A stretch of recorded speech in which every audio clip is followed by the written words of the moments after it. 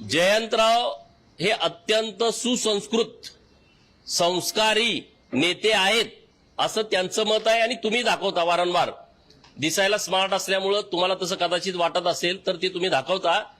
तर ते जर खरेच सुसंस्कृत आणि संस्कारी असतील तर अत्यंत प्रतिकूल परिस्थितीमध्ये सातत्यानं दुष्काळ पडणाऱ्या तालुक्यातल्या लोकांनी गळ्यातलं कानातलं किडूक मिडूक विकून शरडं करडं मेंढरं गुरं मसरं विकून किंवा शेतातलं जे धान्य उत्पादन होत आहे बाजरी असेल मका असेल गहू असेल काही असेल असं विकून सभासदाची फी भरलेली आहे. ज्यांच्याकडे हे नाही त्यांनी सोसायटीचं कर्ज काढून सावकारांचं कर्ज काढून सभासदाची फी भरलेली आहे. आणि जर तुम्ही सुसंस्कृत असाल तर हजारो कोटी रुपयाचा, कारण 250 एकर जमीन आहे, कारखान्याची इमारत आहे, कारखान्याच्या मशिनरी आहेत, गोडाऊन आहेत आणि स्टाफला राहणाऱ्या सगळ्या क्वार्टर्स आहेत, तर एवढी मोठी प्रॉपर्टी 40 कोटीमध्ये घशात घातलेली आहे.